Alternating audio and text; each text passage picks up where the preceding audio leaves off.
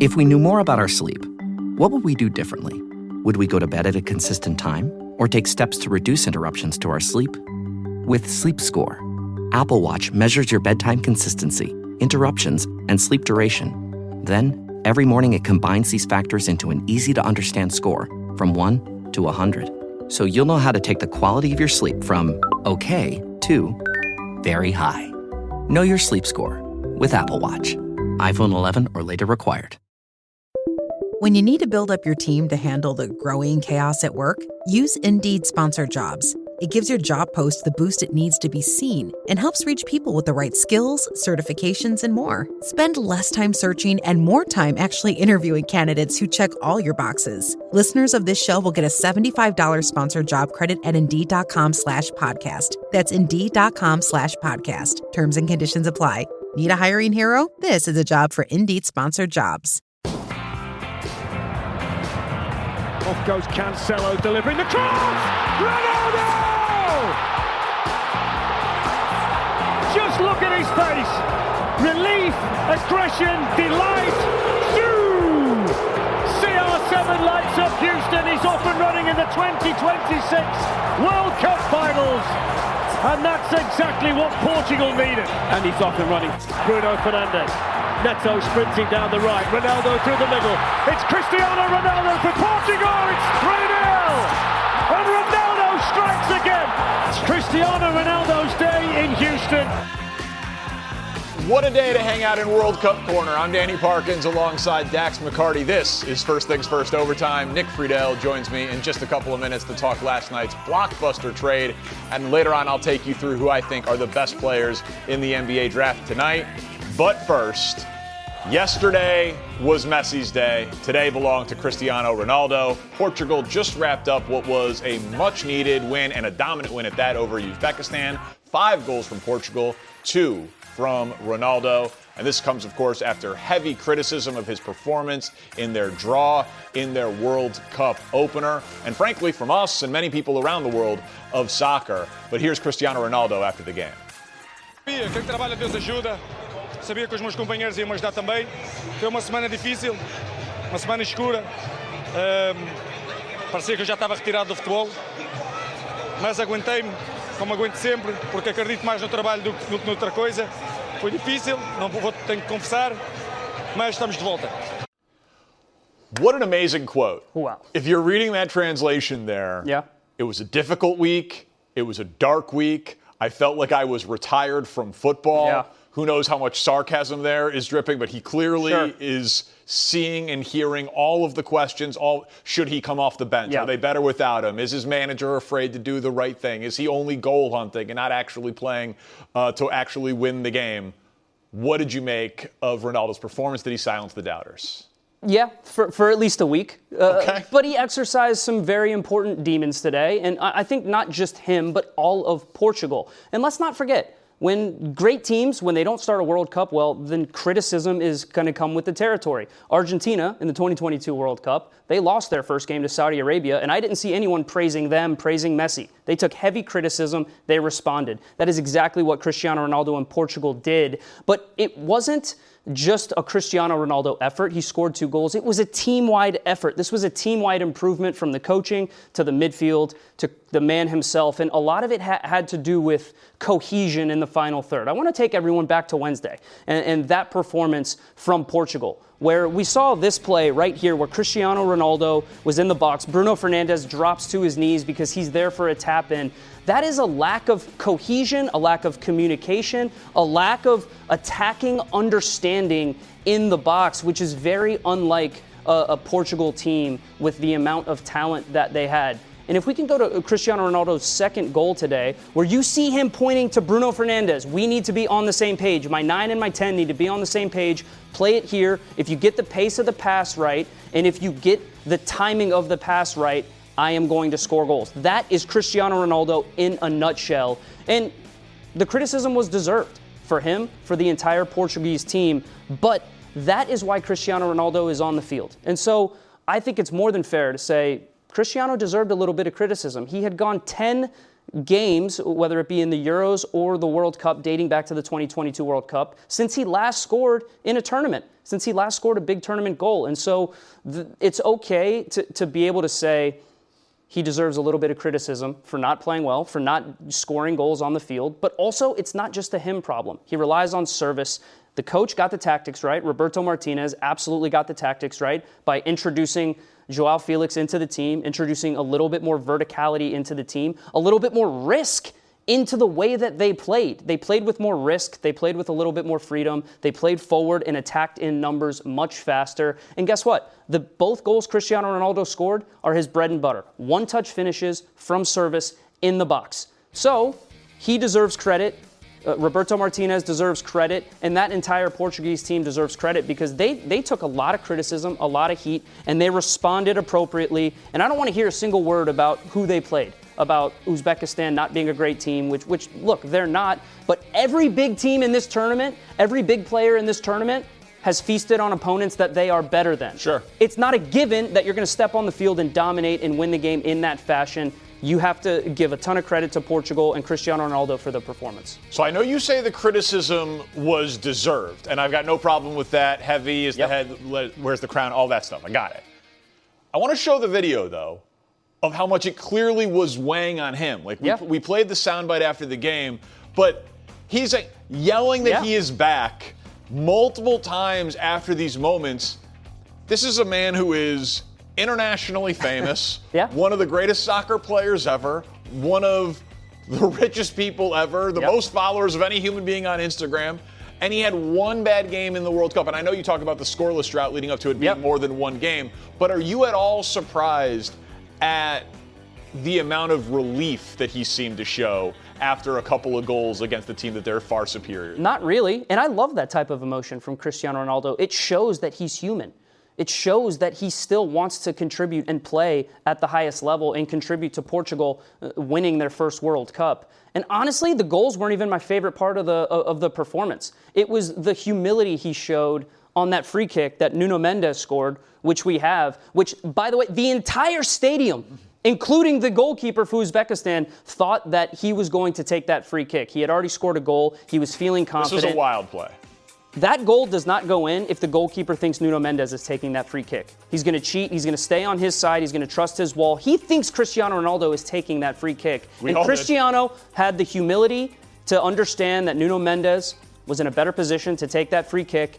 And that is my favorite part of this performance because Ronaldo at times lets his ego get in the way of how great of a player he can be. If this is the Ronaldo we get for the rest of the World Cup, watch out. Portugal is extremely dangerous. All right, we will be back in World Cup corner soon, but first, let's talk the blockbuster trade that happened last night. Giannis Antetokounmpo is taking his talents to South Beach. We've heard that before. The Heat get Giannis and Bobby Portis in exchange for, and take a breath here, Tyler Hero, Khalil Ware, Jaquez Jr., the runner-up for Sixth Man of the Year, Yakachunas, last year's first-round pick, 3 first-round picks, a pick swap, and a future second-round pick, which I'm sure was the thing that got it done. The NBA draft tonight at 8 Eastern, so it was no surprise that Giannis left Milwaukee. The finalists were down to the Celtics and the Heat. Sam Amick, who's been covering this story closely from The Athletic, along with Eric Neem, writes, Antetokounmpo's respect for the Heat program was never in question. What league sources say did cause some doubt in his mind was whether Miami's roster might be too decimated by the deal to compete for a title. So let's show you Miami's roster now around Giannis. We don't know about Norman Powell.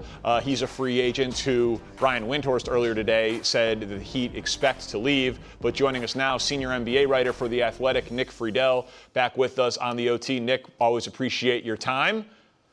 All right, 3 years we've been talking about this eventual trade. Now Giannis is going to Miami, one of his preferred destinations. Is there any chance Giannis ends up regretting this move? Yes. Okay. And Danny, I say that as someone who knows full well that winters in Miami are awesome. No state income tax, also awesome. But if you're Giannis at this stage of your career and your goal is to win titles, the Heat have just given away every bit of depth that they're going to need to get all the way through the postseason. I think people have slept on just how talented he still can be. I think that he is going to come out with something to prove with the Heat. I love Spoelstra as a coach. Pat Riley has proven time and again he can build teams in time. but this team right now in this moment isn't good enough. And I worry that they gave up so much in order to get him that as good as it's going to feel to get out of Milwaukee in the wintertime, if the Heat don't have immediate high-level success, Giannis is going to look back and go, I don't know if this is the right move. So I also think he's going to regret it, but for a slightly different reason. Giannis was the most important person in the history of the Milwaukee Bucks franchise. He was the man. He saved basketball in Milwaukee. The Fiserv Forum is the house that Giannis built. That is not hyperbole. The NBA almost owned that arena and was going to own that team, and there was a chance that they were going to have to move that franchise out of Milwaukee, and then Giannis became a superstar. And now he goes to South Beach, and yes, the state income tax, sure. The weather, no doubt about it. But this is a guy who signed 3 different contract extensions in Milwaukee. He's now just like the next player in a long line of great Miami Heat players, and I'm sure they will win more than they would have won in Milwaukee in the short term. I don't know that they're going to win this year, but people talking about this like this is, oh wow, they have to win it this year. Giannis has years left of being dominant. Yes, they haven't won a first-round playoff series in 4 years. He has been hurt. He's a 31-year-old top 5 player in the league. So I absolutely believe that Giannis still can win big, even if right now, today, the Heat are not built to contend in the East or in the NBA Finals.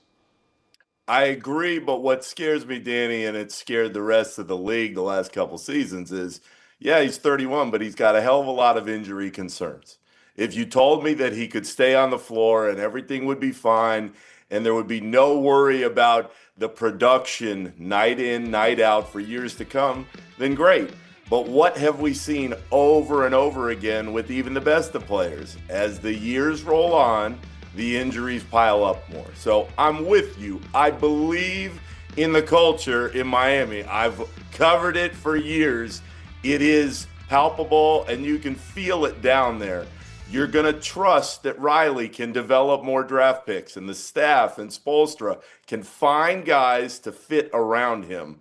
But it's all going to center on, can he be out there, and can he stay at that same high level he's been at for so long? There was absolutely questions around the league as to whether or not that could happen. And that's why if you're Miami, no, you're not going to win next season. And yes, this is for the long haul of 3, 4, 5 more years, however long it takes.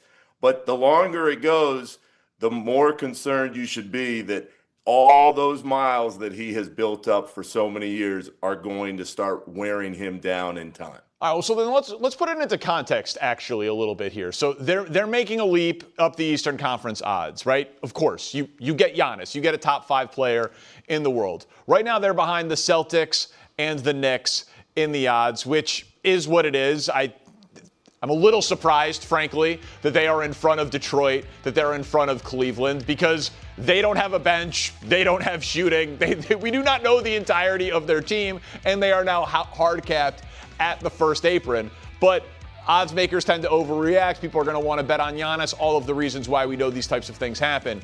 Do you think they can win the East this year? Because it is still the lesser conference, even though it now does have the NBA champion. Absolutely not. And Danny, again, Spoelstra's going to have that team defending like crazy. Yep. If they can keep the core that we just had up on the screen together, even if Powell doesn't come back, that is hellacious, especially with Giannis and Bam together. But this year, right away, with the depth they're going to need, no. There is a very clear gap in my mind between where Boston is and where the Knicks are and everybody else in the East. So even if, in a best-case scenario for Miami, Giannis fits and he finds his rhythm with Bam and they build out the rest of that roster, it's not going to happen quickly enough where you go, oh, everything has clicked in 1 year and they're already in the NBA Finals. So I am not picking them to win. Like I said, I would not pick them right now to host a first-round playoff series. I would have Detroit, Cleveland, New York, and Boston ahead of them. But to play devil's advocate for a second, who's the best player in the Eastern Conference? Ooh, I would take Giannis. Exactly. I see where you're going. Cade is coming.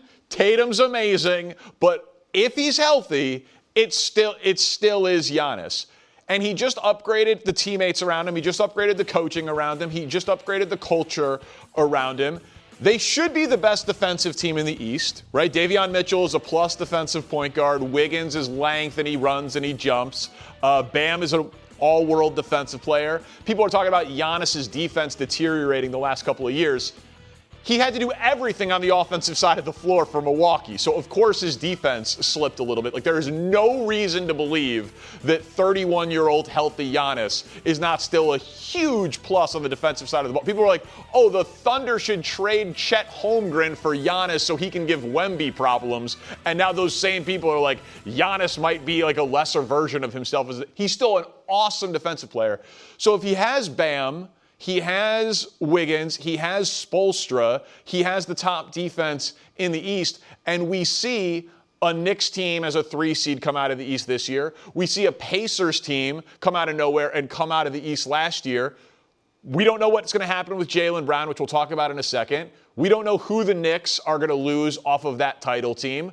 I don't think it is that ridiculous if we get MVP caliber Giannis that they are right there in the Eastern Conference.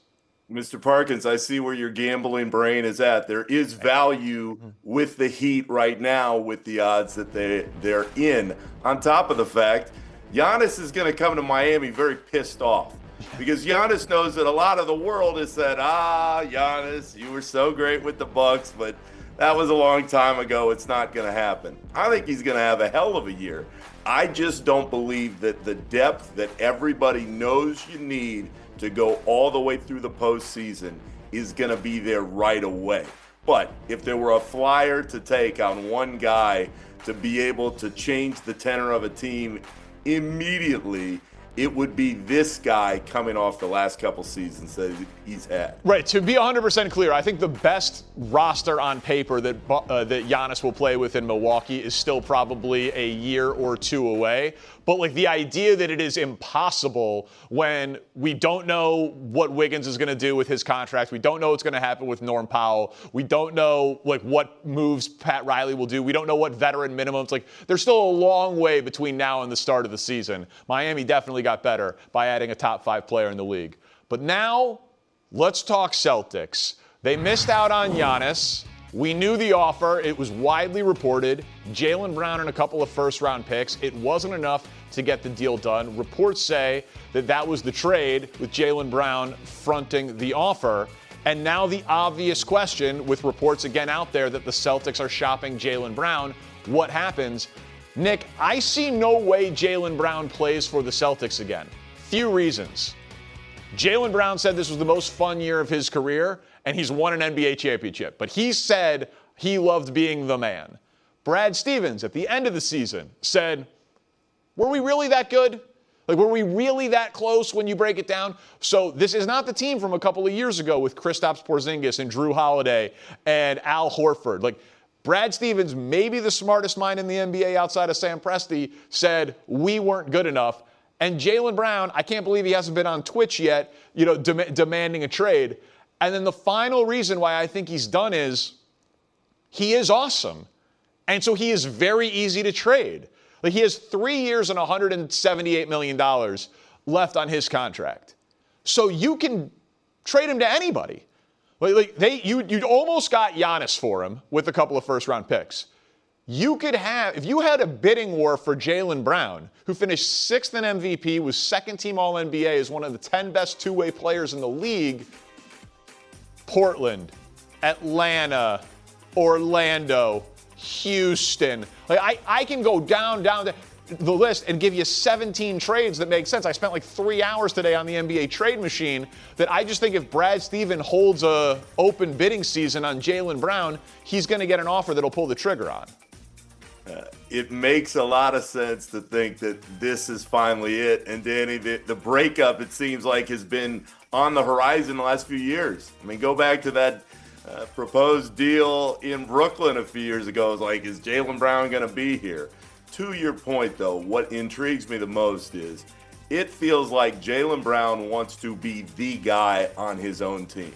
And that is never, ever going to happen so long as he stays in Boston and he's with Jason Tatum. So I think they have enough history together where they could make it work and go into next season and say, all right, let's go try to win another title. We know this can work because we've seen it happen. But I just feel like he wants something more than what Boston is willing to give him. And if you believe in yourself that much and you think you're the guy, you're going to make noise enough behind the scenes to say, all right, guys, I've had enough. Let's change this up and let's see what Brad Stevens can get back. Yeah, I'm all for reconciliation and having a heart-to-heart and a man-to-man. And hey, hey, Jalen, don't have hurt feelings. We thought we could get Giannis. You understand? Like that. If it was just that, that would be fine. But when it's that he also didn't seem happy, and Brad Stevens also didn't think Brad Stevens made it seem like he thought this season for the Celtics was largely a mirage. So why would I think that he would want to run it back? I think he wants to diversify his team. And not that they're going to stop being analytically driven, not that they're going to stop shooting three-point shots, but my gut is he tried to get Giannis because Giannis would solve all of the problems. Like, he gives you points in the paint, he gives you defense, you can't be too three-point reliant, all in one player. But my gut tells me that the trade that will ultimately happen, the best player in the deal by far will be Jaylen Brown going out, but the Celtics will get 3 or 4 pieces coming back to a team like Atlanta or Portland or whomever, and they will get younger, they'll get more athletic, they'll get more diverse, they'll get bigger, like all of those things. I just think there's too many options there for Brad Stevens that he ultimately has to pull the trigger. Danny, there were a lot of descriptions there, but the word that I didn't hear and what would scare me if you're Boston is, will they get better? Because you can make a whole bunch of different moves and you can say, all right, I think our time has passed with this group together, with those two guys up front.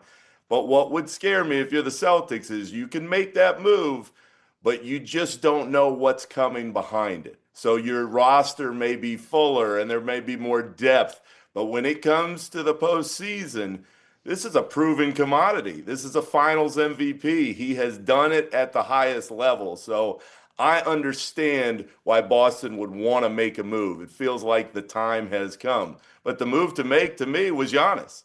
And it didn't happen, and now they've got to go back and stare each other down and go, all right, where do we go from here? But I would be really hesitant to just make a move to have the divorce happen, because this is a hell of a player, and it's a hell of a player next to Tatum for a group that still believes it has a long window to contend for a title. So it sounds like you think Jaylen Brown plays for the Celtics this year. I would bet on that more than I would bet that he would be gone, just because I don't see, as we look into the crystal ball, a deal that makes them significantly better by dealing him away right now. And this is a team that is built to win with the pieces that they have in place right now.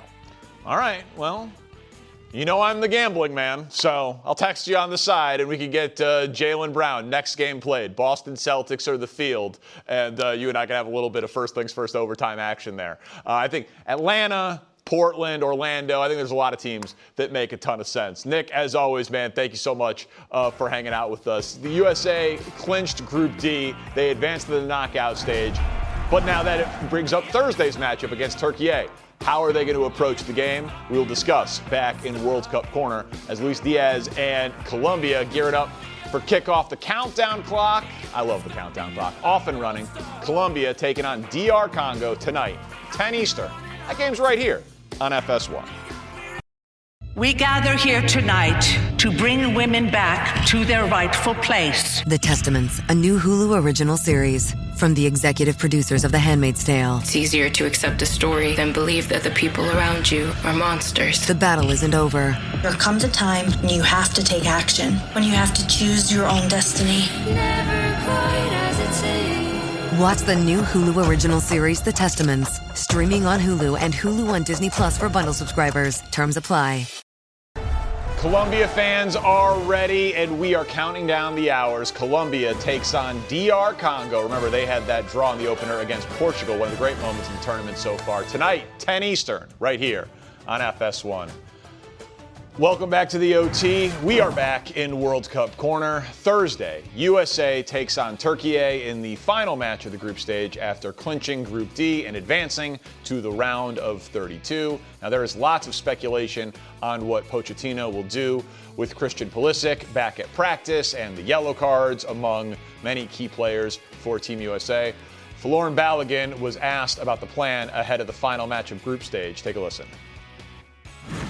No, he hasn't said anything to us. I think, as players, it's not really our, role and responsibility to focus about that. We all have trust in the coach, and whatever team he plays, I'm sure they'll go out there with the objective to win. All right, Dex, this is fascinating. Yep. On a number of levels. It's also ripe for second guessing. So how should the U.S. men's national team approach this meaningless or not matchup with Türkiye? Meaningless in a sense where you don't need to actually win the game to win the group. We've already locked that up, which is a position we are unfamiliar with here at the U.S. men's national team. Right, everything we're about to talk about kind of feels like champagne problems. It's absolutely champagne problems. And I think if you would have offered Mauricio Pochettino this problem before the tournament, he would have signed on the dotted line within a second. Yes. There's a couple things that you need to factor in. The first thing that Mauricio Pochettino and his whole staff will have done already by now is taken stock of where guys are at physically.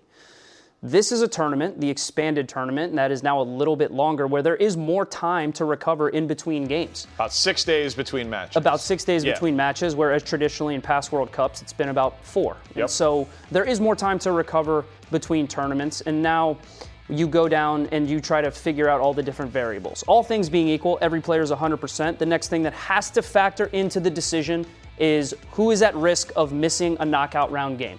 The risk would come with yellow cards.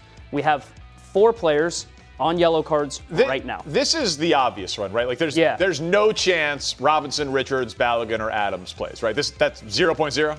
I would like to think cooler heads would prevail and that there would be no chance that any of them would see the field. Again, Mauricio Pochettino, it is impossible to know what is in his head, what he wants to do, but you cannot play these 4 players. Because if they get multiple yellow cards, Correct. you are suspended for the next game. Yes, the yellow card number resets once it's played, but the suspension would carry on. It is a completely unnecessary risk to put any of these guys on the field for even 1 minute. Correct. Do not do it under any circumstances. That is, by the way, 4 of your best players. The spine of your team and one of your best fullbacks that has created numerous chances and been an absolute fantastic defender with Jedi Robinson. It is absolutely no reason to put any of those guys on the field. Let them get their rest. Let other players come into the fold. Now the conversation shifts to, well, how many changes are you going to make? Because the argument could be, you make 11 changes, you get 11 new faces on the field, and you see what they can do against a Türkiye team that has absolutely nothing to play for. I mean, this is like best case scenario for Mauricio Pochettino because all these different options are on the table. Türkiye, they have nothing to play for except for maybe pride, which can make them a dangerous team. The U.S. men's national team, nothing to play for except maybe momentum. And that is where the key for me is, Danny. It's in momentum. So you're a believer in the concept of momentum. I am absolutely a believer in the concept of momentum, of vibes. It's what we talked about for a big portion of this World Cup before the tournament started, was that this U.S. men's national team was at the best place they had ever been off the field. The vibes were high, the momentum was rolling into the tournament. And now if you rotate all 11 players and it's a weird, disjointed, uneven performance where you go and lose to Türkiye 3-0, I think that permeates a little bit throughout the rest of the group. And I think there's some doubt that creeps into Pochettino's mind about how much can I trust my depth. They did not perform against Türkiye. So that's why I think it needs to be a mixture. I think you need to have a mixture of players on the field. I had a bunch of former managers who, when we had different competitions, they didn't feel comfortable rotating a full team. They like to keep some continuity on the field with 3, 4, 5 players to make sure that the team continued the good vibes and you had good form players in the team. So if it was me, I keep a couple players on the field, guys that are playing fantastically right now, that don't have any fitness concerns, that are leaders of the team, guys like Matt Fries, a kid like Alex Freeman, who's riding high. He's playing with more confidence than any player on the field. 21 years old. Malik Tillman, Weston McKennie have absolutely dominated central midfield for us, and they are the heartbeat of the team. They are the pulse of the team. They make sure the team ticks. So those are certain players that, as long as they're fully fit, healthy, and engaged, I think you need to keep them on the field while being able to rotate 5 or 6 players out and just give other chances to maybe some attacking players to get some sharpness. So, devil's advocate point. Sure. Is it just because it would be human nature for it to seep in? Because why would the confidence, which is kind of a synonym for momentum in many ways, why would confidence wane if you lose to Türkiye when you're playing an entirely different lineup of players? Because you are going to play, and Pulisic will. You don't think Pulisic is playing, right? That depends as well. Okay. But Pulisic is a whole different conversation. All right, well, then let's table Pulisic for a second. If at least 4 key guys are not playing, the yellow card guys, it's an entirely different team. Those are 4. Flo Balogun has been your best player so far. Sure. Adams, a former captain, star of the team, heartbeat of all of these Chris things. Richards, your best center back. Right. Absolutely. So, you are going to take the pitch with a worse version of yourself. Facts. And then the next time you get on the field, the pitch in the knockout round, you will be back to the best version of yourself. So I don't, and again, you've played and I haven't, but it wouldn't seem terribly logical to me for your confidence to wane if you stumble with backups in a meaningless game when you've dominated in the games with your starters that have mattered. The best way I can phrase this to you is that all 26 players feel like they are a part of the group. And so Mauricio Pochettino's expectations would be that no matter who he puts on the field, the level can't drop. But when you put 11 new players on the field that haven't played together in a couple of weeks, that might have some rust, that are playing against a team with nothing to lose, stands to reason that that team could potentially, the proverbial lay an egg, if you will. Yep. And I look at the FIFA's new walkout right now. It's not just the starting 11, it's all 26 players because they all want to feel a part of the team. But you have to balance it out with, I think, players who are leaders on the team, players who will keep the momentum going, and players that have had game rhythm, game time. And I like potentially resting Tim Ream as a 38-year-old, right? Because he's obviously a little bit older and maybe you want to get his legs some rest. But those other guys I mentioned, I would like to see a little bit of continuity on the field just to help some of those newer players maybe integrate into the game. 2 schools of thought on Pulisic. If he truly is 100% healthy, you play him because he hasn't played since the first half of the opener, or why would you risk it? He's your most important guy. Give him the full 19 days of rest and play him in the knockout round. If Pulisic is 99% healthy, he doesn't see the field. I do not want him touching the field. If he is 100% healthy and he wants to play, then you don't start him. I just don't think you start him. I think you have to manage the emotion of the moment. You have to manage what the game is looking like. If Türkiye is coming out and playing with nothing to lose, playing extremely physical, if the game is really chippy, that's a bad situation for your very fragile superstar who just dealt with an injury to be in. If it's a game where it's wide open and Türkiye is attacking with numbers and there's a lot of space in behind them and it's not a very physical game, I think you absolutely bring Pulisic in as long as he's 100% to give him 15, 20 minutes just to try to get him up to speed with the rhythm of a game. There'll be 12 days in between their game against Australia that they won and July 1st game in the knockout rounds.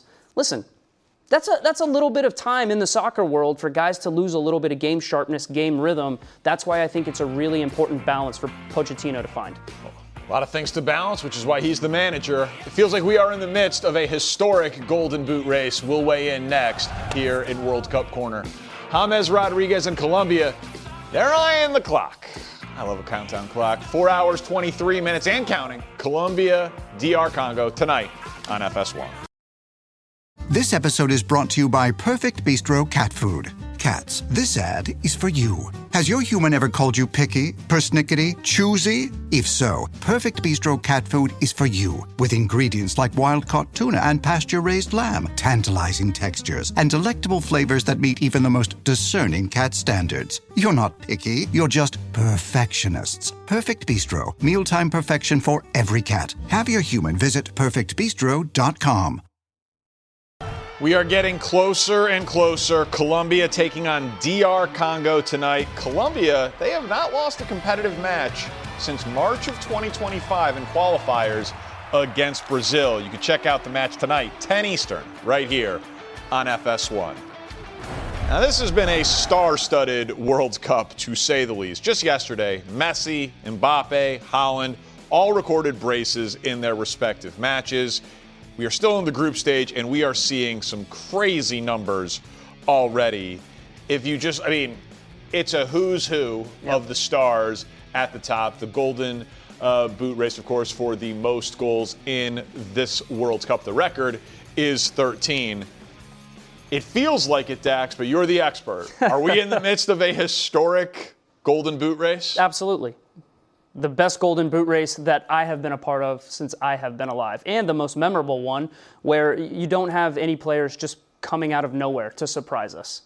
Well, I mean, the last one was pretty good with Mbappe and Messi. Of course, but this is a generationally great Golden Boot race. And they're at a better pace. You're looking at a historic pace from all of these players. And I just wonder how pleased FIFA is with the fact that all of the best players in the world are consistently one-upping each other. It's almost like one guy plays, scores a brace, the next guy says, all right, hold my beer, my turn. Yeah. Next guy plays, hold my beer, my turn. I'm going to come and I'm going to show what I'm all about. And so we're in the midst of absolute drama, and I do think that the expanded World Cup has helped some of these players take advantage of some of the smaller, weaker teams, which that's what this World Cup is all about. The World Cup is all about being able to give these smaller countries an opportunity to come and create memorable moments for their supporters, for their fans, for their country, which they have. They've had plenty of historic performances that we'll remember. Cape Verde, think of DR Congo against Portugal. No question about it. And then there are, on the flip side of that, there are teams that need to take advantage of it because goal difference is important coming into the last round of games in the group stage. And these players are taking full advantage. And it's not a given, it's not a guarantee that your superstar players are going to step up and dominate every time they step on the field, but that is exactly what we are seeing in this World Cup. So I want to kind of put some numbers to what you're saying, because that is certainly how it's felt, but I wanted to kind of dig in a little bit deeper to it, right? So right now, Mbappe and Messi are at the top. We showed you 4 years ago. That's how it ended up being. Messi falling one short of Mbappe. But so if we look at the history of the Golden Boot, this is the last 5. Mbappe won it with 8. Yeah. Look at the other winners. 6, 5, 5. You remember from that graphic that I showed you all of 2.5 minutes ago. I sure do. That we're already at 5. Yep. Right? Like Messi is at 5, Mbappe is at 4, Haaland is at 4. So that means that what Messi has done right now through 2 matches would have been enough to win the 2010 Golden Boot and the 2006 Golden Boot. And then to the point you were just making, well, you know, it's not a given that the stars are always going to perform. Yep. This is a list of some of the greatest soccer players in the history of the sport in World Cups and what they did, including, you'll notice, Messi multiple times. 100%. With 0 goals in 5 matches, 1 goal in 4 matches. David Beckham, 3 goals in 13 matches in a career. Wayne Rooney, 1 goal in 11 matches in a career. That is a who's who of the greatest players in the history of the sport. So this World Cup, to me, again, to bring in the American sports life, it has felt like NFL brands with NBA star production. Like, because in the NBA, it's like, Luka's going to give you 30. Yeah. You know, like the star players are going to always perform when they take the court. It's like the best players are always performing in this World Cup. You never see that. No, you don't. And it's not just the numbers in this World Cup. It's also the records that are being broken in front of some historic crowds. And because we are in the U.S., because it is an expanded World Cup, because there are more games, you're going to continue to see more goals scored. You're going to continue to see those numbers get higher and higher and higher. You're going to see Lionel Messi and Kylian Mbappe have this incredible back and forth where we're not just talking about the Golden Boot race for the 2026 World Cup. We're talking about the all-time goal-scoring lead in World Cup history. I mean, we are literally witnessing history before our very eyes. And because it is happening in the United States, everything is bigger. The branding is bigger. The eyeballs are bigger. We are going to set multiple records for viewership, for attendance, and the fact that the stars are feeling the pressure, they're harnessing the pressure, and they're delivering in these big moments, well, it's exactly what you pay to see. This is exactly what you sign up for. This is why fans buy tickets to go see these superstars play and these teams play. Now, the group stage is one thing. Who is going to step up in the big and important moments when the games get tighter, when the games get more difficult, when the smaller teams that might not be able to advance to the knockout round are knocked out, and then you have some of the heavy hitters and some of the big boys going head-to-head. That's when the superstars are going to have to step up and prove that it wasn't just they were feasting on smaller nations. But you just mentioned it, though. There's two ramifications. Like, feasting on smaller nations allows you to maybe inflate your goal total early, but also the expanded World Cup, there's an extra knockout round now. So say Argentina and France make the final, that's 8 matches for Mbappe and Messi as opposed to 7 in the past. So an extra opportunity to add to that. Remember, that record is 13 goals in a single World Cup. All right. There's this like secondary storyline of the World Cup. It's the Golden Boot. It's who's going to win, and where are you going to be on Dax's big board. This is what managers are showing their teams before their pregame speeches. Exactly. Dax's board, please. Portugal. I know you feel like we need a movement here. They're at 9, but it's a 5-0 shutout. So where are we going? So listen, Portugal, great performance. I'm bringing one more team into my power rankings right now. England. Currently in the midst of a 0-0 draw with Ghana. We're leaving them there at the risk of them scoring a winner. We're going to leave them there for now. Brazil, by default, you're off the board because you're in at 10. Very hard on Brazil. I sure have. But guess what? I'm all in on Norway right now. The Vikings. I wanted to see them have a statement victory, a statement win against a team who I considered in Senegal one of the more underrated, better teams in the tournament. Senegal, a little bit disappointing. But what Martin Odegaard and what Haaland are doing right now between each other is some of the most impressive stuff that we have seen in the World Cup. They scored the most goals in European World Cup qualifying, and they've picked up right where they left off in the most important tournament of all these players' lives. Haaland obviously being the catalyst for all of this. And Portugal, but I need you to hold on to my boys Portugal for a second. I got you. After an absolutely dominant victory where they looked like the team that we all expected them to, we are moving Portugal back up to number 6. Wow. I loved the performance. It's deserving of moving up the board. You got your star player, Cristiano Ronaldo, on the board. Your midfield looked better. Roberto Martinez made the right tactical adjustments. Cristiano Ronaldo said it. The pressure was on. He felt like people wanted to retire him, and he comes up with a performance like that and a team performance that Portugal had. They move up, so this is where we're at right now in my power rankings. England, I don't know. You only got a couple of minutes left. That could change very soon. And remember, what I love about this big board, and what I do, I call it the eye test, but you're talking, it's form. This is form. How they're looking right now. Form. This is absolutely form-based right now. These are the teams in the best form. All right, Dax, another great edition of World Cup Corner. Thank you very much. But coming up, it is NBA draft night, so I'm going to give you my top 5 players in what is said to be a historic draft. As we are getting closer and closer, Colombia, DR Congo, tonight. You don't want to miss it. 10 Eastern, right here on FS1. This summer, soccer is here, and so are the watch parties. And Uber Eats has your game day essentials covered with 30% off orders from Aldi, Kroger, and Dollar General. Everything you need to keep your crowd happy, delivered straight to your door. Chips, dips, fresh ingredients, and more. Order in so you can lock in for the games. 30% off your grocery order, only on Uber Eats for a limited time. Just over 4 hours to go. Colombia looking to advance, taking on DR Congo tonight, 10 Eastern. Catch it all right here on FS1. And tonight, just down the road, the NBA draft begins at 8 Eastern. AJ Debinsa is the heavy favorite to go number 1 overall, but I've been told that I'm the betting guy, and yet I always do not agree with Vegas, though they do tend to be right more often than not.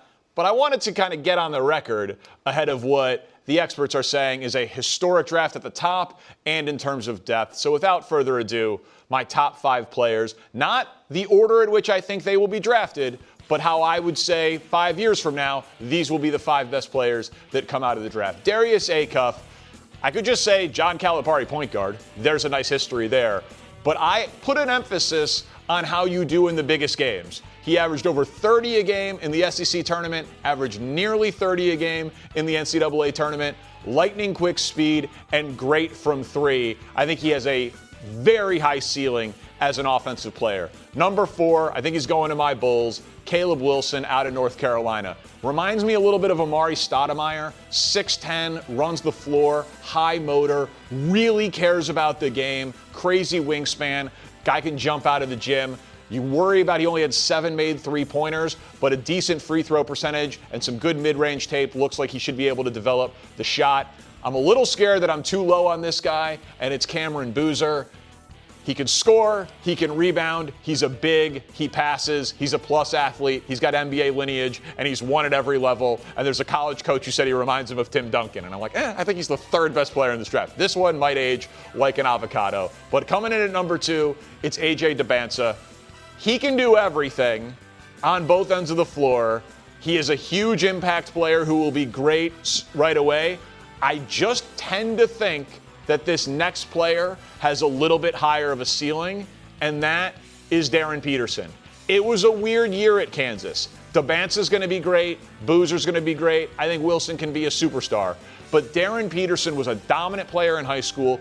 Anyone who ever saw him and Debinsa on the floor together in high school said Peterson was the better player. There's comps like him to Devin Booker, him to Anthony Edwards, except I watched him play at Kansas, and he's a better defensive player than both of them. So what if he can score 30 and be an impact on the defensive end of the floor? And I happen to think he's the best shooter in this draft. So I got Darren Peterson 5 years from now as the best player in this draft. Can't wait for the draft.